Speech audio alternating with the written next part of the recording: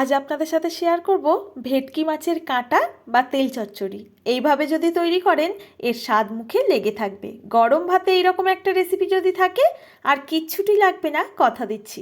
নমস্কার বন্ধুরা, আমার নতুন একটা রেসিপিতে সবাইকে স্বাগত জানিয়ে শুরু করছি আমার আজকের রেসিপি। চলুন তাহলে দেখে নেওয়া যাক রেসিপি। আশা করছি ভীষণ ভালো লাগবে। আজকের এই রেসিপি তৈরির জন্য প্রথমে আমি একটা ভেটকি মাছের কাঁটা, লেজা, মাথা আর তার মধ্যে থাকা যে তেলটা ছিল সেটা নিয়ে নিয়েছি। এই কাঁটাগুলো আপনারা দেখবেন মাছের দোকানে অনেক সময় আলাদা করে বিক্রি হয়ে থাকে। এখন এগুলোকে ভালো করে ধুয়ে পরিষ্কার করে জল ঝরিয়ে নিয়েছি। এর মধ্যে একটু লবণ আর হলুদ ভালো করে মাখিয়ে নেব। বন্ধুরা, এইভাবে না এই মাছের তেল কাঁটা চচ্চড়ি খেতে ভীষণ কিন্তু ভালো হয়। আপনারা অবশ্যই গরম ভাতের সঙ্গে একবার বানিয়ে খেয়ে দেখতে পারেন, এর স্বাদ মুখে লেগে থাকবে। তো দেখুন, এখানে কিন্তু মাছের কাঁটাগুলোর মধ্যে আর তেলের মধ্যে খুব ভালো করে লবণ হলুদটাকে প্রথমে মাখিয়ে নিতে হবে। ভালো করে সমস্ত কিছু মাখানো হয়ে গেলে এখন রান্নাটা শুরু করব। তার জন্য গ্যাস ওভেনটা অন করে একটা কড়াই বসিয়ে দিয়েছি।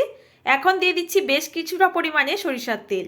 তেলটা সামান্য একটু লবণ দিয়ে ভালো মতো গরম করে নেব, মাছগুলো যাতে আটকে না যায় আর মাছের তেলটা যাতে ফেটে গায়ে না আসে। তো দেখুন, এখানে কিন্তু খুব ভালো করে তেলটা গরম হয়ে গেলে কিছুটা পরিমাণে করে মাছের কাঁটা দিয়ে প্রথমে ভেজে নিচ্ছি। আর এগুলো না ভাজার সময় একদম গ্যাসের ফ্লেমটা হাইতে করবেন না, ভালোভাবে যেন ভেতর থেকে ভাজা হয়, তাহলে কাঁটাগুলো একদম মুচমুচে হবে আর খাওয়ার সময় মুখের মধ্যে একটুও লাগবে না। তো দেখুন, এপিট ওপিট উল্টে পাল্টে মাছের কাঁটাগুলোকে গ্যাসের ফ্লেমটা একদম লোতে রেখে আমি ভেজে নিচ্ছি। এই সময় এই রেসিপিতে ব্যবহার করার জন্য কিছু উপকরণ আমি এখানে রেডি করে নেব। তার জন্য আমি নিয়েছি এখানে দুটো বড় সাইজের আলু আর একটা বেগুন।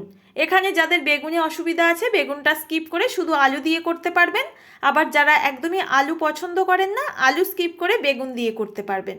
এখন এই বেগুনটাকে দেখুন কিভাবে কেটে নিচ্ছি, একটু মোটা আর লম্বা করে কেটে নিচ্ছি, তাহলে কিন্তু খেতেও ভালো হবে আর রেসিপিটা দেখতে ভালো হয়। সম্পূর্ণ বেগুনটা কেটে নেওয়ার পর কিন্তু আমি একটুখানি লবণ জলে ভিজিয়ে রেখে দেবো, যাতে বেগুনের মধ্যে থাকা কষটা বেরিয়ে যায়। অনেক সময় বেগুন খেলে অনেকের অসুবিধা হয়, অনেক সময় গলা চুলকাতে থাকে, আবার অ্যালার্জির সমস্যা দেখা দেয়। তো এইভাবে যদি কিছুক্ষণ ভিজিয়ে রেখে বেগুনের কষটাকে বের করে নেন, অনেকটা কিন্তু সমস্যার সমাধান হয়। তো দেখুন, এখানে বেগুনগুলোকে লবণ জলে আমি ভিজিয়ে নেওয়ার পর আলুগুলোকে কেটে নিচ্ছি।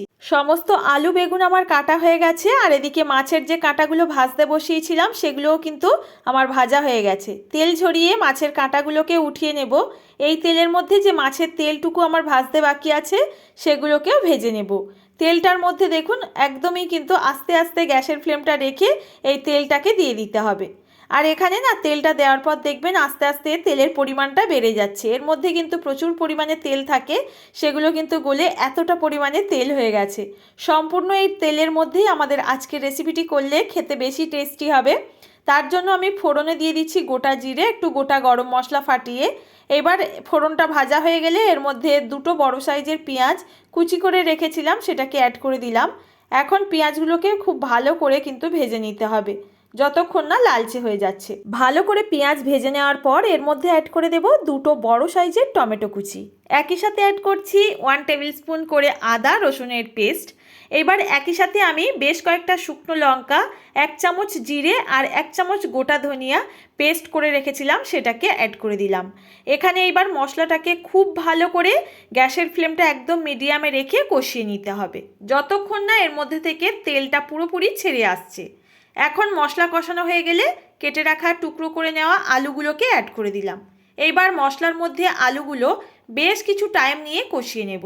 যেহেতু আমি এখানে আলু ভেজে ব্যবহার করছি না, তাই মশলার মধ্যে খুব ভালো করে কিন্তু কষিয়ে নিতে হবে।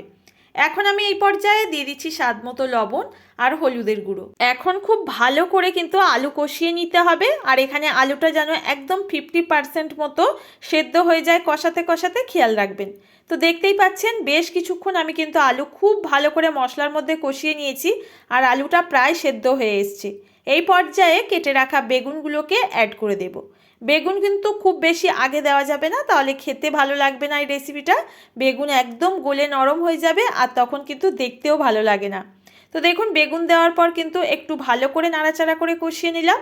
তারপর চাপা ঢাকা দিয়ে আরও 3 থেকে 4 মিনিট এইভাবে আমি কষিয়ে নেব।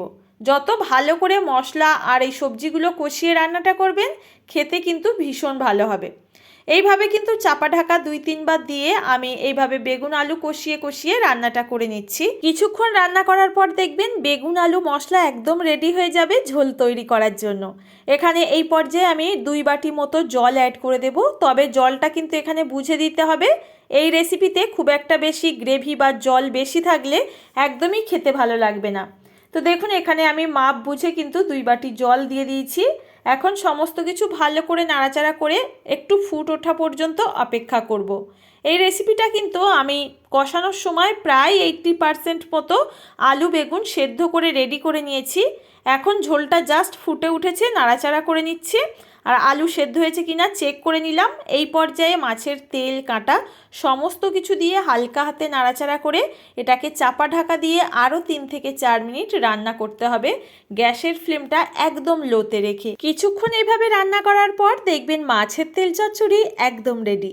এখানে নামানোর আগে আমি একটু গরম মশলা গুঁড়ো দিয়ে এটাকে ভালো করে মিশিয়ে গরম ভাতের সঙ্গে পরিবেশন করব। আজকের রেসিপি আপনাদের কাছে কেমন লাগলো জানাতে কিন্তু একদম ভুলবেন না। ভালো লাগলে একটা লাইক করবেন, ফ্রেন্ড ও ফ্যামিলির কাছে রেসিপিটি শেয়ার করার জন্য অনুরোধ রইল। নতুন বন্ধুরা কেউ এসে থাকলে চ্যানেলটি সাবস্ক্রাইব করে পাশে থাকবেন, আর পেজ থেকে দেখলে পেজটি ফলো করে নিতে পারেন। আজ তাহলে বন্ধুরা এখানে বিদায় নেব, দেখা হবে নতুন কোনো সহজ রেসিপির সঙ্গে। ধন্যবাদ।